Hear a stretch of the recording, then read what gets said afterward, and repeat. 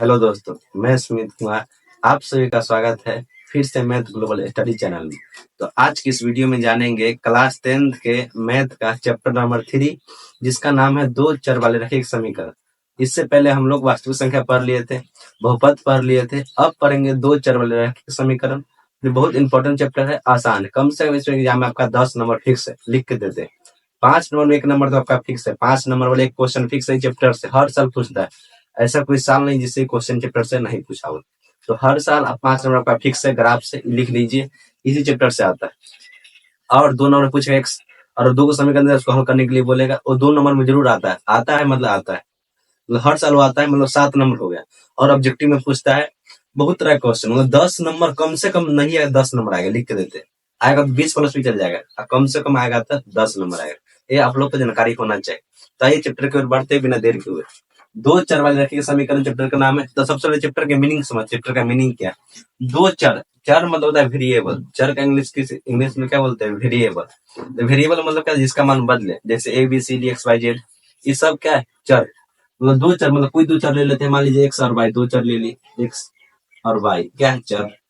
तो कोई भी दो चर लेना है, ए बी सी डी, कुछ भी दो चर ले ली, कोई दिक्कत इसमें नहीं होना चाहिए। तो ये स्टेप हम लोग समझिए, दो चर के हम लोग मतलब समझ। अब समझते हैं रैखिक समीकरण। रैखिक का मतलब क्या होता है? रैखिक का मतलब होता है एक घात। एक घात, जिस चर का घात, जिस चर का घात, चर का घात यदि एक हो, यदि चर का घात मतलब एक्स का घात, चाहे वाई का घात, चाहे ए का घात, चाहे बी का घात, किसी भी चर का घात यदि एक हो, उसको रैखिक बहुपद बोलते हैं। समझ में आया कि ना? उसे रैखिक बहुपद बोलते हैं। यदि चर का घात 2 है तो उसे द्विघात बहुपद बोलते हैं। यदि चर का घात 3 है तो उसे त्रिघात बहुपद बोलते हैं। यदि चर का घात 4 है उसको चतुर्घात बहुपद बोलते हैं। तो ये सब आप लोग बहुपद में बता दिए थे। तो रैखिक का मतलब क्या होता है? जिसका घात है, वैसा चर जिसका घात कितना हो? एक हो, उसे रैखिक, एक रैखिक बहुपद या एक घाती बहुपद बोलते हैं। अब समीकरण और युग्म मतलब जोड़ा होता है। जोड़ा मतलब दो पेयर बनेगा, मतलब एगो इससे बनेगा, एक्स प्लस वाई को जोड़ के कुछ बना दीजिए, फिर एक्स प्लस वाई को जोड़ के कुछ और बना दीजिए। मतलब दो को हमेशा जोड़ा, इसमें दो रहेगा। युग्म का मतलब होता है पेयर। तो इंग्लिश में होता है pair of linear equation in two variable, मतलब दो चर वाले समीकरण का जोड़ा। जोड़ा मतलब युग्म, उसी को युग्म मतलब जोड़ा होता है। तो जैसे दो युग्म मतलब कैसे? एक्स प्लस वाई में कुछ भी बना दीजिए, एक्स प्लस वाई बराबर 5।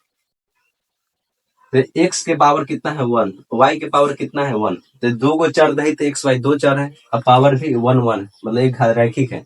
अब समीकरण और बहुपद में क्या अंतर? तो अब यहाँ देखिए, बहुपद और समीकरण में क्या अंतर होता है? बहुपद और समीकरण में क्या अंतर होता है? बहुपद और समीकरण, बहुपद का मतलब होता है वैसे चर जिसका घात, देखिए घात जैसा कुछ भी हो सकता है,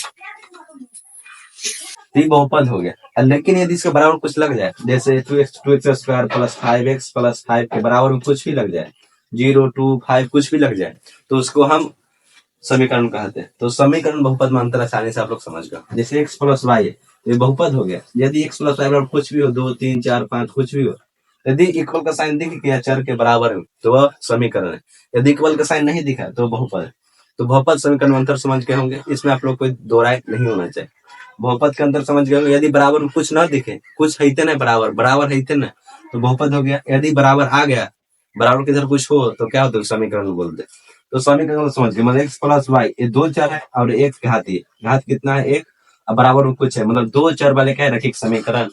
समझ में आया कि ना? तो इसका मतलब जैसे 2x प्लस 3y बराबर 6, चर दो को एक्स वाई दो का चर हो गया, घात ए रैखिक है, दो कंडीशन हो गया। समीकरण क्योंकि इक्वल में कुछ है तो समीकरण हो गया। एक मतलब जोड़ा, एक आप ले लेते हैं कुछ, 3x मान लीजिए 5y बराबर 6, तो एगो तो समीकरण नहीं हो गया और एगो समीकरण नहीं हो गया, दो समीकरण हुआ कि ना? तो सेम इसी तरह दो समीकरण को हल करते हम लोग इस चैप्टर में। तो आप लोग समझ गए बहुपद का मतलब जिसमें इक्वल में कुछ नहीं दिखे, इक्वल है ही नहीं, बराबर है ही नहीं, तो बहुपद हो गया। यदि बराबर में कुछ है, कुछ हो, माइनस प्लस दिस दैट कुछ भी हो, तो क्या हो गया? वो समीकरण है। तो समीकरण बहुपद में समझ गए। इस चैप्टर के मीनिंग समझ गए। दो चर रहेगा, एक्स वाई दो चर रहेगा, उसका घात एक रहेगा, उसके आगे कुछ भी कांस्टेंट जुड़ सकता है, उससे कोई दिक्कत नहीं। वाई के आगे 10 5 माइनस 2 1/2 कुछ भी रख दीजिए, उससे कोई दिक्कत नहीं। रेशनल नंबर रख दीजिए, उससे भी रेशनल नंबर कोई भी रख दीजिए, उससे दिक्कत नहीं। तो समीकरण के मतलब समझ गए। इको मतलब जोड़ा, दो जोड़ा हमेशा रहेगा, दो लीजिएगा तभी क्वेश्चन को हल होगा, अगर आप हल करने। अब क्वेश्चन समझ, चैप्टर में कितना एक्सरसाइज है, चैप्टर में पढ़ना क्या क्या है, इसी तरह समझ लेते हैं। अब यहाँ देख, एक बार यहाँ पर अच्छा से आप लोग समझ लीजिए। जैसे इस चैप्टर में आपको इस चैप्टर का ओवरव्यू बता देते हैं। इसमें पढ़ना है ग्राफीय विधि, आप लोग को पढ़ना है ग्राफीय विधि पढ़ना है आप लोग को। एक पढ़ना आपको बीज गणितीय विधि, बीज गणितीय विधि, यहाँ तक आप लोग को कोई आपत्ति नहीं होना चाहिए। एक पढ़ना है ग्राफीय विधि, एक पढ़ना है बीज गणितीय विधि। ग्राफीय विधि आपको 3.1 और 3.2 में पढ़ना, ग्राफ द्वारा क्वेश्चन हल करना। इसे 5 नंबर टिक सभी बोल दी। 3.1 और 3.2 से क्या था, ग्राफ दर्शाया था। ग्राफ एक्स अक्ष वाई अक्ष ये सब आप पढ़े होंगे 9th में। इधर एक्स अक्ष होता है, इधर माइनस एक्स अक्ष होता है, ऊपर प्लस वाई एक्स होता है, नीचे माइनस वाई एक्स होता है। नहीं पढ़ेंगे तो कोई बात नहीं, फिर से बता देंगे। तो 3.1 और 3.2 एक्सरसाइज में पढ़ना ग्राफीय विधि से क्वेश्चन को हल करना। बीज गणितीय मतलब होता है काट पीट के, एक चर को काट पीट के आंसर लाएंगे। चर मतलब 2 को चर दिया, एक्स प्लस वाई कुछ भी दिया तो 2 चर दिया उसको काट पीट के आंसर लाएंगे। मतलब कैसे उसको काट देना, चर को कटाना आंसर आएगा। बीज गणितीय मतलब ये होता है काट पीट के आंसर ला देना। इसमें हमको 3 चीज पढ़ना है आपको। एक पढ़ना आपको प्रतिस्थापन विधि, प्रतिस्थापन विधि। एक पढ़ना आपको विलोपन विधि, विलोपन विधि। एक पढ़ना आपको वर्ज गुणन विधि, वर्ज गुणन विधि, वर्ज गुणन विधि। एक बीज गणितीय में पढ़ना आप लोग को प्रतिस्थापन विधि, विलोपन विधि और वर्ज गुणन विधि। प्रतिस्थापन विधि आप लोग को पढ़ना है 3.3 में, विलोपन विधि पढ़ना है 3.4 में और वर्ज गुणन विधि पढ़ना है 3.5 में। तो 3.1 और 3.2 में पढ़ना ग्राफीय विधि, बीज गणितीय विधि में प्रतिस्थापन विधि पढ़ना 3.3 में, विलोपन विधि पढ़ना 3.4 में और वर्ज गुणन विधि पढ़ना 3.5 में। अब पूछेगा एक्सरसाइज आवर, टोटल एक्सरसाइज 6 होगा। टोटल एक्सरसाइज कितना है, 6। 5 एक्सरसाइज तो हम पता चलेगा क्या पढ़ना, 6 एक्सरसाइज में क्या पढ़ना से जानते हैं। जैसे कुछ भी दिया हो, जैसे दो चर वाले की समीकरण को पलट को मतलब इसको विलोम करके आंसर निकालते हैं। जैसे इस तरह 1/2x है प्लस 1/2y है बराबर √2 है। तो इस तरह क्वेश्चन को कैसे हल करें, सेम ये चीज सीखना है 3.6 में। मतलब इस तरह क्वेश्चन को यदि चर बटा में है तो उसको कैसे चेंज करके उसका एक्स वाई के मान निकाल, तो 3.6 में ही सीखना है। तो चैप्टर में क्या सीखना है जान गए। चैप्टर के मोटा मोटी बहुपद और समीकरण के अंदर जान गए। बहुपद इक्वल में कुछ नहीं हो तो बहुपद, इक्वल में कुछ हो गया तो समीकरण। आप एक चीज जानते हैं, वो क्या चीज है, यदि चर का 2 चर हो, यदि उसका घात 1 हो तो उसका रैखिक समीकरण कहेंगे। तो सेम इसमें रैखिक समीकरण के बारे में पढ़ना है। एक बार उसको कुछ बारे में तो बता देते हैं। यहाँ देखिए आप लोग इसको बताइए कौन समीकरण है, 2x² प्लस वाई बराबर 6, ये कौन समीकरण हो सकता है। यहाँ देखिए चर का घात कितना है 2, यहाँ कितना है 1, मतलब ये रैखिक समीकरण है नहीं, ये द्विघात समीकरण। चर का घात कितना है 2 तो द्विघात है, द्विघात समीकरण हो गए। इसको बताइए 3x प्लस 6y³ बराबर 9, चर का घात कितना है 3 है तो क्या होगा, त्रिघात समीकरण हो गया। मतलब 2 त्रिघात समीकरण हो गए और 2 चर वाले त्रिघात समीकरण का युग्म है। अब यहाँ देखिए इस इसको बताइए 3x minus 2y plus 5z बराबर 0। इसमें चर क्या होगा 3 गो, घात कितना है 1, तो क्या होगा 3 चर वाले रैखिक समीकरण है क्योंकि सबका घात 1 है, 3 गो चर। तो इस तरह आप लोग आसानी से पहचान सकते हैं। तो चर का घात कितना है नहीं है तो आप सब 9th से पढ़ता है। अब क्वेश्चन देखिए, क्वेश्चन इसमें किस तरह से पूछेगा, एक बार इसका मिटा देते हैं फिर क्वेश्चन बताते हैं क्वेश्चन इसमें किस तरह से आपको हल करना है। क्वेश्चन का पैटर्न क्या है, किस तरह उसको हल किया जाता है। यहाँ देखिए क्वेश्चन इसमें किस तरह से आएगा, पहले 2 चर रैखिक समीकरण लिख लेते हैं। जैसे मान लीजिए 2x प्लस वाई बराबर 6, इसमें 2 चर एक्स वाई 2 चर है और सबका घात 1 है, रैखिक है मतलब घात 1 है, इसका भी घात 1 है, इसका भी घात 1। 2 कंडीशन सेटिस्फाइड है। तीसरा कंडीशन क्या है, समीकरण इक्वल में कुछ है मतलब समीकरण है। तो 2 चर रैखिक समीकरण क्वेश्चन को कैसे हल करें, इसको ग्राफ रूप में कैसे बताया जाता है वो पहले सीख लेते हैं। जैसे मान लीजिए इक्वेशन दिया हो, कोई भी समीकरण इस तरह का दिया हो, 2 चर रैखिक समीकरण दिया, तो इसमें इसको हल एक्स वाई के कैसे मान निकालते, इसको ग्राफ पर कैसे दर्शाते हैं। तो यहाँ देखिए सबसे पहला लिखते x बराबर 0 मान लेते हैं, मान लेते x बराबर 0 रखने को, x का मान यदि हम 0 रखते हैं तो 2 गुने 0 प्लस y बराबर 6, क्योंकि x पर हम 0 मान लिए तो 2 गुने 0 0 होता है, प्लस y बराबर 6, तो y बराबर चला जाएगा 6, क्योंकि 0 जुड़ने पर कोई फर्क नहीं पड़ेगा तो y बराबर क्या हो गया 6। मतलब यदि आप x के मान 0 रखते हैं तो y के मान 6 आता है, मतलब बिंदु कितना हो गया 0,6। ये आप 9th पढ़े हैं, x, y लिखते हैं, क्या लिखते हैं x, y हम लिखते हैं ग्राफ के रूप में, पहले x का मान फिर y का मान। यदि हम x का मान यहाँ पर 0 रखते हैं तो y का मान कितना आता है 6। अब मान लीजिए y का मान 0 रख के चेक कर लेते हैं, यदि हम y के मान 0 रखते हैं मतलब 2 गुने x प्लस y के मान 0 बराबर 6। 2 गुने x प्लस y के मान 0 रख दिए तो बराबर 6। तो 2x बराबर 0 जोड़ने पर कोई 0 जोड़ने पर कोई फर्क नहीं पड़ेगा, तो बराबर 6। तो x बराबर 6/2 मतलब कितना आ गया 3। x का मान कितना आ गया 3। यदि आप इसका बिंदु कितना आया, यदि आप y के मान 0 रखते हैं तो x का मान कितना आएगा 3। तो इसका बिंदु आया 3,0 और इसका बिंदु आया 0,6। पहले x का मान लिखते हैं फिर y का मान लिखते हैं। अब आप लोग ग्राफ जानवे करते हैं। ग्राफ पे कुछ बताने की जरूरत है इतने नाइन्थ और ग्राफ पढ़ते हैं, नहीं जानते तो अच्छा से ग्राफ देख लीजिए। एक दो चर वाला के समीकरण दिया हुआ है, उसमें एक बार x का मान 0 रखें तो y का मान 6 आया। एक बार y का मान 0 रखे तो x का मान 3 आया। तो x का मान 0 तो y का मान 6 आया। यदि यहाँ पर y का मान 0 रखते तो x का मान 3 आया। तो यहाँ पर लिख दिए, इसको ग्राफ के रूप में लिखते हैं। यहाँ देख, इसमें से पहले एक बात समझिए, जैसे ये एक अक्ष होता है, एक अक्ष इधर प्लस में होता है, एक अक्ष इधर माइनस में होता है, और वाई अक्ष ऊपर प्लस में होता है और वाई अक्ष नीचे माइनस में होता है। ये बात समझ गए। जैसे यहाँ पर कोई बिंदु दर्शाना है, यहाँ एक्स का मान और फिर वाई का मान लिखते हैं। चाहे यहाँ पर बिंदु दर्शाना है फिर एक्स का मान फिर वाई का मान, चाहे यहाँ पर बिंदु लिखना है तो एक्स का मान फिर वाई का मान। ये बात आपको ध्यान देना होगा। सबसे पहले लिखते हैं एक्स का मान और फिर लिखते हैं वाई का मान, कॉमा दे। इस तरह इसको दर्शाया जाता है, ये बात आप लोग जानते हैं। इसको बोलते हैं प्रथम चतुर्थांश बोलते हैं, इसको द्वितीय चतुर्थांश बोलते हैं, इसको तृतीय चतुर्थांश बोलते हैं, इसको चतुर्थ चतुर्थांश बोलते हैं। प्रथम पद, द्वितीय पद, तृतीय पद, चतुर्थ पद भी बोलते हैं। इसमें एक्स का मान भी प्लस वाई का मान भी प्लस, इसमें एक्स का मान माइनस वाई का मान प्लस, इसमें एक्स का मान भी माइनस वाई का मान भी माइनस, इसमें एक्स का मान भी प्लस और वाई का मान भी माइनस। मतलब प्रथम चतुर्थांश में दोनों प्लस में होता है, द्वितीय चतुर्थांश में एक्स माइनस में वाई प्लस में होता है, तृतीय चतुर्थांश में एक्स माइनस में वाई माइनस में होता है, चतुर्थ चतुर्थांश में एक्स प्लस में वाई माइनस में होता है। तो इस तरह क्वेश्चन आपसे पूछ सकता है, सिंपल था, ये तो आप लोग 9th पढ़वे किए। अब जानते क्वेश्चन किस तरह हल करें। अब यहाँ देखिए, एक्स का मान भी प्लस है, जैसे इसका मूल बिंदु होता है, इसका क्या होता है मूल बिंदु, एक्स का मान भी 0 और वाई का मान भी 0। मतलब मूल बिंदु का निर्देशांक कितना होता है 0,0। एक्स का मान भी 0 और वाई का मान भी 0। ये सब बात आप जानते हैं। तो एक्स का मान भी प्लस में और वाई का मान भी प्लस में, एक्स का मान भी प्लस में वाई का मान प्लस। तो माइनस वाला का ये माइनस वाला क्यों ले, नीचे भी माइनस में आता है इधर भी माइनस में आता है।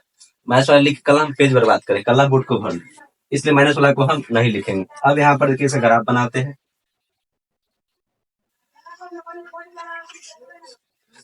इसको थोड़ा खींच लेते, थोड़ा सीधा खींचा, इसलिए स्केल का इस्तेमाल करते हैं। यहाँ पर देख, ये आपका एक्स अक्ष हो गया, ये आपका वाई अक्ष हो गया, क्योंकि एक्स अक्ष इधर प्लस में, इधर वाई एक्स अक्ष प्लस में, वाई अक्ष इधर प्लस में, इधर एक्स अक्ष माइनस में, इधर वाई अक्ष माइनस।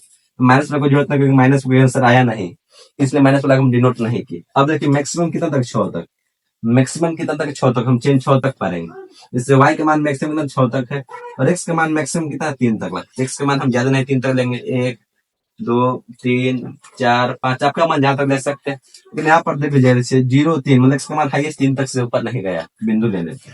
वाई के मान 0 से मतलब 6 से ज्यादा वाई के मान नहीं गए। तो 1 2 3 4 5 6 7 इस तरह आगे बढ़ते चल जाएगा। ये बात आप लोग समझ गए। जैसे बोर्ड है, इस पर एक करेक्ट आंसर नहीं आएगा, सोचिए एकदम काट एकदम सही से आंसर चला है तो एक करेक्ट आंसर नहीं आएगा, बात आप लोग याद रखिए। तो एकदम एक आंसर चला है तो एक करेक्ट आंसर भाई नहीं आएगा, एकदम सही लाइन की जाए, क्योंकि इसमें पॉइंट हर संख्या के बीच में, हर अंतराल के बीच में गैप तो सेम नहीं पा रहे, सेम सेम एकदम सिमेट्री भाग में नहीं बांटे, क्योंकि स्केल इस पर सिमेट्री भाग में नहीं बांट सकते, बांटेंगे तो फिर समय लग जाएगा, उसको ग्राफ पर बता देंगे आप लोग को। अब यहाँ देखिए, एक्स के मान 0, एक्स के मान यहाँ 0 होता है और वाई के मान यहाँ 0 होता है। एक्स के मान 0 और वाई के मान 6, बिंदु को उस पर रखते हैं। एक्स के मान 0 और वाई के मान 6, एक्स के मान 0 और वाई का ऊपर चलिए 6, बोले एक्स के मान है 0, वाई के मान 6, एक्स वाई एक्स पर एक्स के मान 0 होता है और एक्स अक्ष पर वाई के मान 0 होता है, ये बात आपको पता है। एक्स अक्ष पर वाई के मान, वाई अक्ष पर एक्स के मान 0, बिंदु वाई के मान 6, तो 0 या वाई के मान 6 यहाँ रख दिए, 0,6 एक बिंदु यहाँ मिल गया, यहाँ पर 0,6। अब आगे देखते हैं, इसमें आते हैं, एक्स के मान 3 और वाई के मान 0, वाई के मान 0 तो एक्स अक्ष पर होता है, एक्स के मान 3 और वाई के मान 0 बिंदु मिल गया। एगो 3,0 यहाँ पर आया और 0,6 वहां पर है। अब दोनों का सीधे लाइन खींच लीजिए, दोनों का सीधे आप लाइन खींच दीजिए, दोनों का आप सीधे लाइन इस तरह खींच दीजिए। जितना मन उतना आप लंबा लाइन खींच सकते हो, उससे कोई दिक्कत नहीं, जितना मन उतना आप लंबा, जितना आटे काफी उतना लंबा लाइन खींच देना है। तो इस तरह आप इसका ग्राफ आसानी से बना सकते हैं। जैसे कोई भी समीकरण दे, मान लीजिए आप ही बोले, जैसे मान लीजिए एक्स प्लस वाई बराबर 3 दिया, ये रैखिक है क्योंकि इसका घात एक है, इसका घात भी एक है, बराबर है इसलिए समीकरण है। और दो चर वाले रैखिक समीकरण है क्योंकि चर दो हो गए, घात एक है, समीकरण। अब इसको हल करते हैं, यदि x बराबर 0 रखते हैं, ये 0 प्लस y बराबर 3, तो y बराबर 3, क्योंकि 0 0 पर कोई फर्क नहीं पड़ेगा। x के मान 0 रखने पर y के मान 3 आया। फिर y के मान 0 रखते हैं, y के मान 0 रखिए, x प्लस y के मान 0 बराबर 3, x बराबर 3। यदि y के मान 0 रखते हैं तो x के मान 3, यदि x के मान 0 रखते हैं तो y के मान 3। इसको नोट कर दीजिए। मतलब यदि x के मान 0 तो y के मान 3, 0,3 यहाँ पर चले। यदि x के मान 3 x के मान 3 रखते तो y के मान 0। ये दोनों बिंदु खींच लिए। अब दोनों बिंदु को मिला दीजिए, ये दोनों बिंदु को आप मिला दीजिए, इस दोनों बिंदु को मिला दीजिए। यहाँ पर देखिए बस ग्राफ बने। किसका ग्राफ बना? x प्लस वाई बराबर 3 का ग्राफ बन गया। एक किसका ग्राफ बना था? ये वाला, तो 2x प्लस वाई बराबर 6 का ग्राफ बना। तो इस तरह बहुत आसानी से ग्राफ बना सकते हो, कोई दिक्कत नहीं। एक और बोलिए कोई ले लेते हैं, जैसे मान लीजिए 3x प्लस 2y बराबर 6 है। मान लीजिए ग्राफ बनाना है तो सबसे पहला काम क्या करना है, x बराबर 0 रखना है। तो 0 गुने 3 0 होता है, प्लस 2y बराबर 6। तो 0 0 पर कोई फर्क नहीं आएगा 2y में, तो 2y बराबर 6, तो y बराबर 6 बटा 2 मतलब 3। नेक्स्ट के मान 0 रखने पर y कौन कितना होता है? 3, यहाँ पर 6। अब y बराबर 0 रख लेते हैं, y बराबर 0 रखने, x का 0 रखे तो y का मान 3 आया, y का मान रखते 0, तो 0 गुने 2 2 ही 0 ही होगा। तो 3x बराबर 3x प्लस 0 बराबर 6, क्योंकि 2 गुने 0 0 ही होगा, क्योंकि y का मान 0 रखना है, तो 2 गुने 0 0 ही होता है। तो 3x प्लस 0 बराबर 6, तो 3x बराबर 6, क्योंकि 0 0 पर फर्क नहीं पड़ेगा, तो x बराबर 2। यदि y का मान रखते हैं 0 तो x का मान कितना है? 2। यहाँ तक आप लोग कोई आपत्ति नहीं होना चाहिए। सिंपल ग्राफ जिसे समीकरण दिया हो रहा है उसके एक बार x का 0 रखिएगा, फिर एक बार y का 0 रखिएगा, और जो बिंदु है उसको लिख लीजिएगा। यहाँ पर देखिए एक बिंदु आया 0,3, एक बिंदु आया 2,0, तो 0,3 x का मान 0, y का मान 3, यहाँ पर आएगा 0,3 और 2,0, मतलब x का मान 2 और y के मान 0, x के मान 2 और y के मान 0 यहाँ पर आएगा। तो दोनों को मिला लीजिए, इस तरह मिला लीजिए। जैसा कुछ ग्राफ इस तरह बनेगा, यही बना इसका ग्राफ कुछ इस तरह बनेगा। किसका बना? 3x प्लस 2y बराबर 6 का ग्राफ बन गया। तो इस तरह बहुत आसानी से आप ग्राफ बना सकते हैं। ये बस ग्राफ की समझ गए, आपका क्वेश्चन मतलब समझिए 3.6 अब तक अभी कंप्लीट आपका हो गया सिर्फ एक ग्राफ समझने से। आपको ग्राफ आना चाहिए सिर्फ हल करने, बहुत आसानी है। चलिए एक उदाहरण आप लोग करा देते हैं जिससे आप लोग को सहूलियत हो जाए। इसमें क्वेश्चन था कुछ जैसे ई रूप में दिया होता है, इसको बोलते हैं बीजगणितीय रूप, इसको बोलते हैं ग्राफीय रूप। इसमें आप लोग को यह आपत्ति नहीं होना चाहिए। ये जो एक्स वाई जेड इस तरह लिख जाए मतलब समझिएगा बीजगणितीय रूप है, और जहां भी लिख जाए ग्राफ पर मतलब ग्राफीय विधि। तो बोले बीजगणितीय मतलब एक्स वाई में चेंज करना है, चर में चेंज करना है, और यदि ग्राफ बोले तो इस तरह हमको दर्शा देना। देखो एक आध उदाहरण बताया थे, उसका वीडियो समाप्त कर देंगे। तो एक उदाहरण नंबर 1 की तरफ चलते हैं। अब उदाहरण नंबर 1 की तरफ चलो। उदाहरण नंबर 1 क्या है? उदाहरण नंबर 1 दिखने में आपको बड़ा लगा लेकिन असली में बड़ा नहीं। तो क्वेश्चन पढ़ते बहुत सिंपल। यदि उदाहरण आपको समझ में आ गया तो 1.1 एक्सरसाइज आपको कंप्लीट हो जाएगा, और समझाना मेरा जिम्मेदारी, मतलब समझ जरूर आपको आएगा। ये बात आप याद रखिए, सिर्फ 5 मिनट देखिए। अखिल अपने गांव के एक मेले में गई। कोई अखिल लड़का लड़की कुछ भी हो सकती है, बॉय गर्ल कुछ भी हो सकती है। मेला में गई तो मेला में जाने के बाद वह एक चरखी, चरखी मतलब झूला होता है जो इस तरह नाचता है, जनरेटर वाला डोली में आप लोग बैठ के झूले होंगे, जरूर झूले होंगे। मेला में जाता है, सबका एक ही उद्देश्य रहता है, झूला झूलना। और उद्देश्य आप खाने पीने बाद में, पहले सबसे पहले झूला झूलना होता है। बहुत आदमी का, किसी को खाना पीना होता है वो बात अलग। तो वह एक चरखी की सवारी करना चाहती थी। और हुपला हुपला हुपला क्या होता है? हुपला वो चीज होता है जैसे आपको एक दिया जाएगा रिंग, वृत्त के आकार का, सर्कल आकार का, और सामान से रखा धातु तो न फेंकिए, फंसा दीजिए। लेकिन रिंग रहेगा गोल कलर का, उस धरिए ना 4-5 रुपये देगा, पैसा से खरीदिएगा, टिकट उसको लीजिएगा, धागे सामान से रख लेगा, बहुत पैसा कौड़ी बिस्कुट साबुन सरफ सब रखा लेगा, उसको फंसा दीजिए, फेंकिए, फंस जाएगा, तो आपका हो गया। तो उसी को हुपला बोलते हैं। तो और वह हुपला हुपला मतलब क्या होता है? एक खेल जिसमें आप एक स्टॉल में रखी किसी वस्तु पर एक वलय फेंकते हैं, यदि वह वस्तु एक पूर्ण रूप से घेर में हो तो उसका वस्तु मिल जाती है। खेलना चाहती थी तो वही ना बोलते। हुपला मतलब क्या होता है? एक रिंग दिया जाएगा आपको, एक वलय दिया जाएगा, जिससे आप फेंकिएगा कहाँ?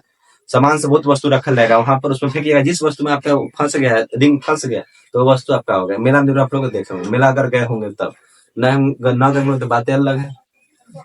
तो खेलना चाहती है मतलब वह चरखी की सवारी करना चाहती है, चरखी मतलब झूला के झूलना चाहती है, और हुपला फेंकना चाहती है। अब आगे बोला, और यदि एक वस्तु को ये हो गया, जितना बार वह हुपला खेला जाए पूर्ण रूप से खेले तो वस्तु मिल जाती है। अब आगे बोल रहा है, खेलना चाहती है, हुपला खेलना चाहती है, और जितना बार वो हुपला खेला तथा उससे आधी बार वह चरखी की सवारी की है। मतलब बोला जितना बार वो हुपला खेली है उसका आधा बार क्या की झूला झूली। मान लीजिए हुपला 20 बार खेलेगी तो झूला कई बार झूलेगी 10 बार। तो हमको ना हुपला पता कितना बार झूली है ना हमको चरखी पता है, तो उसके कुछ भी मान लेते हैं। तो माना चरखी की संख्या, माना चरखी चरखी की सवारी कितना बार की होगी, 1 बार की होगी, हमको नहीं पता कितना बार की होंगी इसे। और और हुपला की सवारी कितना बार की होगी हमको नहीं पता। ये बात हमको पता ही नहीं तो कहाँ से बना दे। हुपला की सवारी वाई बार की होगी, चरखी की सवारी नहीं पता कितने 1 बार की होगी, हुपला की सवारी वाई बार की होगी। अब बोला क्या, हुपला मतलब हुपला जितना बार खेलती है उसके आधा बार वह चरखी सवारी करती है। मतलब मान लीजिए हुपला खेली वाई बार तो उसके आधा बार मतलब 1/2 बार क्या करेगी, वो चरखी का सवारी करेगी। तो यहाँ से वो समीकरण बन जाता है। मतलब मान लीजिए हुपला 20 बार खेल रही है तो उसका आधा चरखी हिलेगी। मान लीजिए वाई 20 बार खेल रही है, हुपला 20 बार फेंक रही है तो 10 बार क्या 20/10 10 बार झूला झूलेगी। मतलब यदि हुपला वाई है तो इसका आधा हो जाएगा चरखी। तो यहाँ तक दिक्कत नहीं होनी चाहिए। यहाँ से 2 गुने वाई तो 2y बराबर x। यहाँ तक कोई दिक्कत आप लोग को नहीं होना चाहिए। अब आगे क्वेश्चन पढ़ते हैं। आधी बार चरखी की सवारी करती है, यदि प्रत्येक बार की सवारी के लिए उसे 3 रुपए हुपला खेलने के लिए तथा 4 रुपए उसे खर्च करने पड़ते। 3 रुपया हुपला खेलने के लिए और प्रत्येक सवारी के लिए उसे 3 रुपए तथा हुपला खेलने के लिए तथा 4 रुपए खर्च करने पड़ते हैं। तो आप कैसे समझते हैं, मतलब बोला है क्वेश्चन में क्या है, तो उसको 3 रुपए खर्चा करना पड़ता है चरखी के लिए, चरखी चढ़ने के लिए, और उसको 4 रुपया खर्चा करना पड़ता है उसको हुपला खेलने के लिए। यदि वो एक बार हुपला खेलती है 3 रुपया खर्चा कर, एक बार चरखी नचेगी तो 3 रुपया देगी, और एक बार हुपला फेंकेगी तो 4 रुपया देगी। ये बात आप समझिए। तो 3 रुपया बोले, 3 रुपया में चरखी चढ़ती है और 4 रुपया उसको हुपला खेलने में लगता है। आगे पढ़ते हैं। तो आप कैसे ज्ञात करेंगे कि उसमें कितनी बार चरखी की सवारी की और कितना बार हुपला खेला।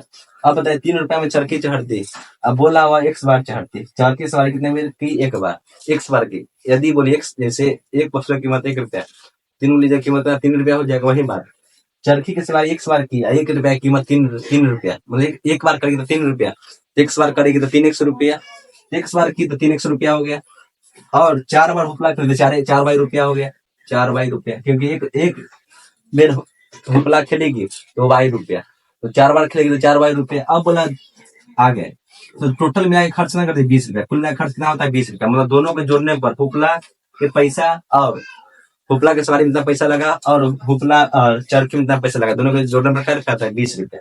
इससे हमको समीकरण मिलेगा, मतलब 2 समीकरण हमको मिल गया। इस समीकरण को यहाँ मिल गया, वो समीकरण यहाँ मिल गया। अब इसको हल करके हम बिंदु निकालते हैं, फिर उसको ग्राफ पर दर्शाएंगे। क्वेश्चन नहीं था, इसको बीजगणितीय रूप में चेंज कीजिए और फिर इसका ग्राफ खींचिए। तो बोलिए आप लोग बना लीजिएगा कि बता दे, चलिए बताइए देते। क्वेश्चन कुछ नहीं था, अखिल गांव गई चरखा हिली, चरखा मतलब वही झूला हिली, हुपला खेली। हुपला जितना बार खेलते हैं आधा बार खेलती है चरखा हिलती है, तो जितना बार हुपला खेलते हैं आधा बार चरखा हिलती है। चरखा को x माने, हुपला को y माने। आगे बोल रहा है चरखी चढ़ने में उसको एक बार चरखी चढ़ने में उसको 3 रुपया लगता है, और एक बार हुपला खेलने में उसको 4 रुपया लगता है। तो 1 बार खेले तो 3 रुपया उसको लग जाएगा, और 4 बार खेले तो उसको 4 बाई रुपया लग जाएगा। टोटल मिला के 20 रुपया होता है। तो समीकरण किसको मान लेते हैं, इसको समीकरण हम जो मान लेते हैं। अब क्वेश्चन मिटा दे, क्वेश्चन में कुछ था नहीं, क्वेश्चन में पूछा बीजगणितीय रूप में चेंज कीजिए, बीजगणितीय रूप में चेंज कर दिए और इसको ग्राफ में चेंज कर देना। वो अब फिर पूछ रहा है कितना बार सवारी की, तो ये आगे निकाल लेंगे, वो बड़ा बात नहीं। एक्स वाई के यदि एक्स का मान निकाल लिए तो 1 बार चरखा हिलेगी, यदि वाई का मान निकाल लिए तो उतना बार वो आधी हिलेगी। तो आपका ये ग्राफ पर इसका बीजगणितीय रूप देख लिए, इसका ग्राफ पर देखते हुए इसको मिटा देते हैं, जगह यहाँ पर नहीं इसलिए इसको क्वेश्चन को मिटा देते। क्वेश्चन आप लोग समझ गए कि नहीं। अब क्वेश्चन एक बार इसको मिटाने दीजिए। अब यहाँ देखिए एक समीकरण आया 2y बराबर, एक समीकरण y आया 2x बराबर y, एक आया 3x प्लस 4y बराबर 3x प्लस 4y बराबर 20, बीजगणित रूप में चलाया।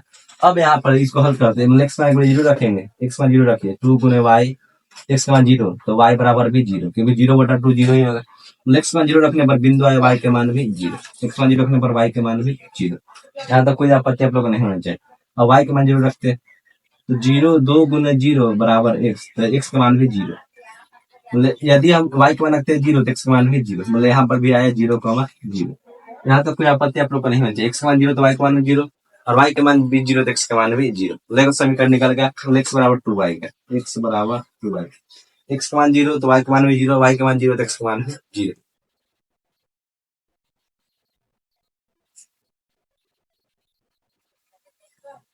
तो यहाँ पर आप देखिए, यहाँ पर दोनों सेम हो गया, दोनों सेम बिंदु पे जैसे एक एक 0,0 0,0, तो फिर ग्राफ कहाँ बनेगा? इसलिए कुछ और मान वाई का मान कुछ और मान लेते, क्योंकि 0,0 चला है, अब 0,0 आएगा तो दिक्कत हो जाएगा, सेम नहीं आना चाहिए। तो वाई का मान कुछ भी मान लीजिए, आप मान लीजिए 1 मान लीजिए, तो 2 गुने 1 बराबर x बराबर 2 गुने 1 2, x का मान यदि y का मान रखते हैं 1 तो x का मान 2 आता है। दो बिंदु हमको मिलेंगे, अलग अलग बिंदु में से अलग अलग होना चाहिए। x का मान रखे 0 तो y का मान भी 0, x का मान रखे y का मान रखे 1 तो x का मान आ गया 2। अब इससे किससे ग्राफ निकाल लेते हैं, इसलिए x बराबर 0 रखना है, 0 रख दी तो 0, तो 3 गुने 0 प्लस 4y बराबर 20, तो 0 गुने 3 0 ही होता है, प्लस 4y बराबर 20, तो 4y बराबर 20, तो y बराबर 20/4, 4 गुना नीचे भागना आएगा, मतलब y के मान 5, x का मान 0 रखने पर y के मान 5, इसका बिंदु आ गया। फिर हम एक बार y के मान रखते हैं 0, y का मान 0 रखते, तो 3x प्लस y के मान 0, तो 4 गुने 0 बराबर 20, तो 3x बराबर 0 गुने 4 0 होता है बराबर 20, तो 3x बराबर 0 0 कोई फर्क नहीं पड़ेगा, बराबर 20, तो x बराबर 20/3, तो 6.333 इस तरह समथिंग है, इसको 6.4 लिख देते हैं, कितना है 6.4, तो y का मान 0 रखने पर x का मान कितना है 6.4। यहाँ पर समझा दिमाग भी लगा सकते हो, आगे बताएंगे। यहाँ पर x का मान 0 के अलावा क्या रखे, इसे पूरा पूरा कट जाए, यहाँ पर आपको सोचना चाहिए। यदि x का मान यहाँ पर रखते हैं, y का मान रखते हैं 2, मान लीजिए y का मान यहाँ पर 2 रख दी, y का मान यहाँ पर 2 रख दी, यहाँ पर 2 हो गया, 4 दूना 8 हो गया, 20 में से 8 जाएगा तो 12 हो गया, अब 12/3 मतलब 4 हो गया, तो y का मान 4, इस तरह आपको सहूलियत पड़ जाएगी।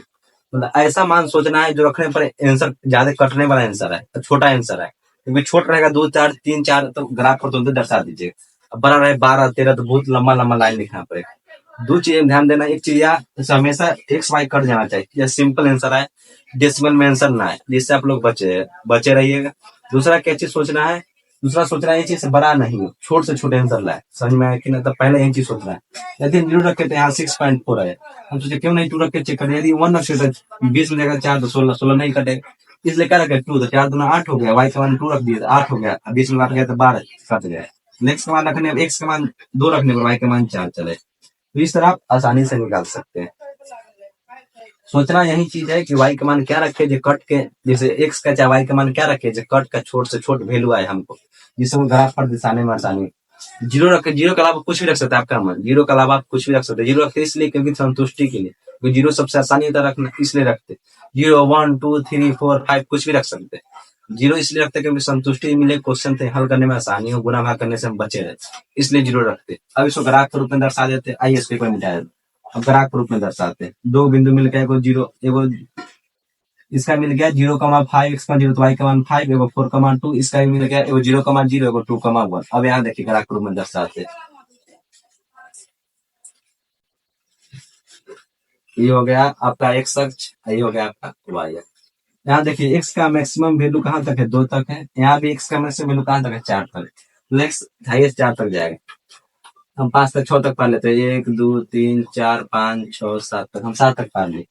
अब y के भी पढ़ लेते, 5 6 तक पढ़ लेते, 1 2 3 4 5 6, अब कोई दिक्कत मान रखते।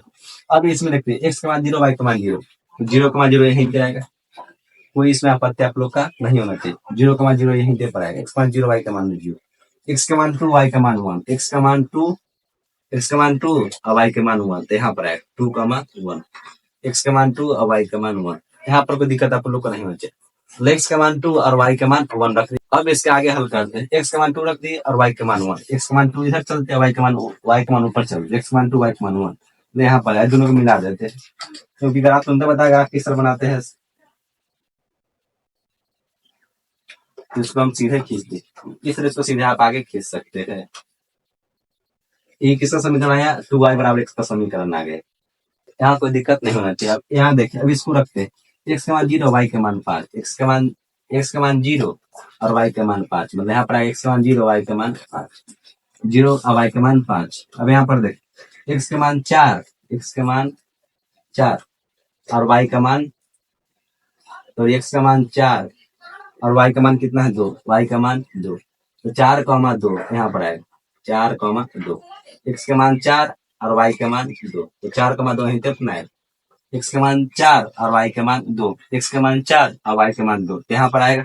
अब इसको हम दोनों बिंदु को मिला देते हैं, तो ये जहां पर जो कटता है, जिस बिंदु पर कटेगा समझे कि ना, वहीं इसका आंसर होता है। जहां पर ये दोनों कटता है वहीं इसका आंसर होता है। कटेगा जैसे ग्राफ मतलब सिमेट्रिक नहीं खींचे, क्योंकि एक कहीं ज्यादा गैप है कहीं कम गैप है, इसलिए बीचों बीच नहीं कट।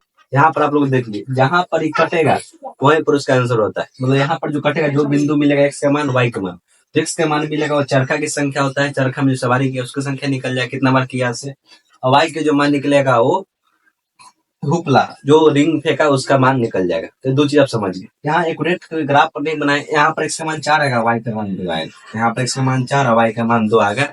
एक रेट काटिएगा तो उतना चलेगा, आप करके देख लीजिएगा। तो चरखा 4 बार चाह रहा, और तो सवारी 2 बार, क्योंकि उसका आधा बोल रहा है तो सवारी 2 बार किया होगा। तो इस तरह यहाँ पर एक रेट कटेगा। तो ग्राफ सिस्टमेटिक नहीं बनाए, सब अंतर सेम नहीं है, ज्यादा कम खींचते ज्यादा खींचती है, इसलिए दिक्कत हो गया। इसको ग्राफ पर एक रेट बनेगा, ये बात आप ख्याल रखिए। और नहीं तब 3.3 में एक तरीका सीखिएगा पढ़ते सामने एक्स वाई के मान निकालने के, उससे भी इसको सेटिस्फाइड कर सकते हो आगे जाने में। मुझे उम्मीद है कि वीडियो आपको बहुत अच्छा लगा हो। इसी के साथ मैं वीडियो समाप्त करता हूँ। जय हिंद, जय भारत।